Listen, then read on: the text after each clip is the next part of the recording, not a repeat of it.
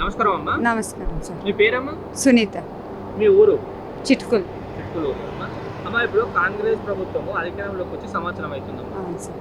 సంవత్సరంలో వీళ్ళ పరిపాలన మీకు ఎలా అనిపించిందమ్మా? ఎలా అనిపించింది సార్? పింఛన్కి తిరిగినా పింఛన్ రావట్లేదు. జీరో బిల్ అన్నారు, జీరో బిల్లు లేదు. అది కూడా ఎలా అనిపిస్తుంది సార్? గ్యాస్ డబ్బులు పడతాయి అన్నారు, ఆ డబ్బులు కూడా పడట్లేదు. ఇంకేం చేస్తాం సార్? అవి కూడా డబ్బులు పడట్లేదు. మీకు ఏమైనా వ్యవసాయం ఉందమ్మా? లేదు సార్, నాకు వ్యవసాయం ఏం లేదు. ఓకే, ఇప్పుడు మీకు జీరో కరెంట్ బిల్ అవుతుందా? లేదు సార్, జీరో. అది కూడా వస్తలేదా? జీరో కరెంట్ బిల్ కూడా వస్తలేదు. లేదు. ఇప్పుడు మీకు 6 గ్యారెంటీలు పెట్టిందమ్మా కాంగ్రెస్ ప్రభుత్వం. 6 గ్యారెంటీలలో ఎన్ని అమలు అయినాయమ్మా? ఏమంత ఐడియా లేదు, నాకైతే ఏం లేదు. బస్సు ఒక్కటి మీకు ఫ్రీ వస్తుంది, ఉచిత బస్సు. మిగతా వచ్చాయి మీకు? మీకు రైతు వ్యవసాయం అయితే లేదు. లేదు.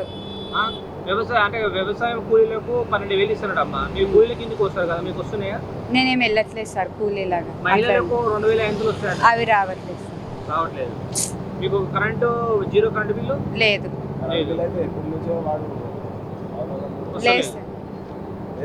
పెన్షన్ మీకు మీ ఆయన లేడు? లేడు, చనిపోయాడు మా ఆయన. పెన్షన్ రాలేదు సార్. అది మీకు అసలు 2,000 కూడా వస్తలేదు? రావట్లేదు సార్. అప్లై కూడా చేసిన. మా ఆయన చనిపోయి ఇప్పుడు 18 నెలలు అయిపోయింది, సంవత్సరం పైన అయిపోయింది సార్. రావట్లేదు. అప్లై చేసినారా? చేశాను సార్. ఏమన్నారు అప్లై చేసినప్పుడు వాళ్ళు? వస్తుందమ్మా అన్నారు కానీ ఇంతవరకు రాలేదు. గ్రామ పంచాయతీలో ఫిర్యాదు ఇచ్చారా? ఇంకా నేను వెళ్ళలేదు సార్. మా డాడీ మండల ఆఫీస్లో ఇచ్చేసొచ్చా, ఒకసారి ఇక్కడే ఇచ్చా, వస్తుందమ్మా అన్నారు, రాలేదు. మరి మీరు కాంగ్రెస్ ప్రభుత్వం నుంచి వెళ్ళి మీకు ఎటువంటి సహాయం అందిందమ్మా? ఏం సహాయం సార్? ఏం సహాయం సార్? ఇదే పింఛన్ వస్తుంది అనుకున్నాము, అది రాలేదు. కానీ బస్ ఒకటి ఉచితము, ఎటువంటి సహాయం లేదు. లేదు. అమ్మ, గతంలో కేసీఆర్ గారు ఉన్నారు కదమ్మా సీఎం గా, ఆయన హయాంలో మీకు ఎటువంటి సహాయం కానీ అలా పరిపాలన ఎలా అనిపించింది? ఇంకా ఎలా అంటే బాగానే, పర్లేదు, బాగానే అనిపించింది. అప్పుడేం మా హస్బెండ్ చనిపోలేడు, ఇంత ప్రాబ్లమ్ ఆయన్నే చూసుకుంటూ నాకు అంతగా తెలియదు సార్. నాకు బయట ప్రపంచం ఏమంతదే తెలియదు. ఇక ఇప్పుడైతే ఇది ఇస్తాం అది ఇస్తామన్నారు, ఉచితంగా బస్ ఒకటే ఉచితము అంతే, పింఛన్ లేదు, ఏమీ లేదు. ఇంకా అన్నీ చేసుకోవాల్సిందే. గ్యాస్ కూడా డబ్బులు పడతాయి అన్నారు, పడలేవాళ్ళు. నాకు కాలు ఒక కన్ను పోయింది సార్. 3 సార్లు ఆపరేషన్ అయింది సరోజినిలో. సంగారెడ్డిలో ఆపరేషన్ అయింది, ఒక కన్ను పోయింది. ఒక కన్నుతోనే ఉన్నాను ఇప్పుడు ప్రజెంట్. ఒక్క కన్నుతోనే ఉన్నాను ఇప్పుడు ప్రజెంట్.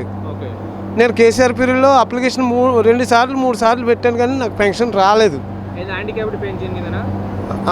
మామూలుగా 57కి ఇస్తానన్నారు కదా పెన్షన్ కేసీఆర్ సార్, ఆ పెన్షన్ కూడా రావటం లేదు.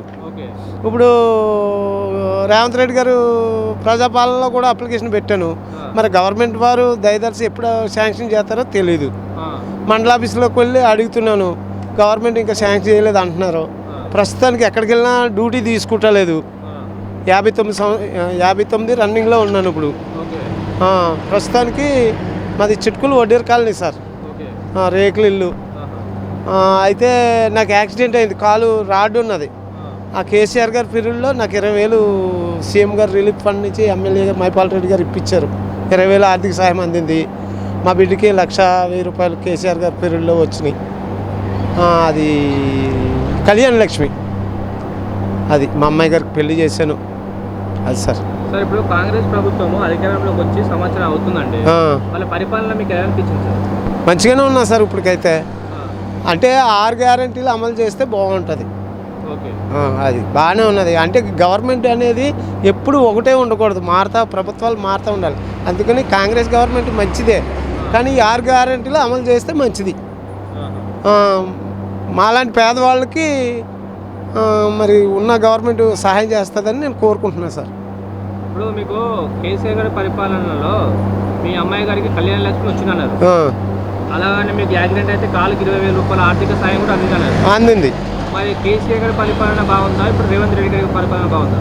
అంటే గవర్నమెంట్ మారినప్పుడు ఎవరి రూల్స్ వాళ్ళకు ఉంటాయి, ఎవరి అధికారాలు వాళ్ళకు ఉంటాయి. కాబట్టి వాళ్ళు మంచి వాళ్ళు అని అనలేము, వీళ్ళు చెడ్డ వాళ్ళు అని అనలేము. సంవత్సరం అయింది కాబట్టి వీళ్ళు ఇచ్చిన 6 గ్యారెంటీలు చేయమని కోరుతున్నాం సార్. చేస్తే బాగుంటుంది.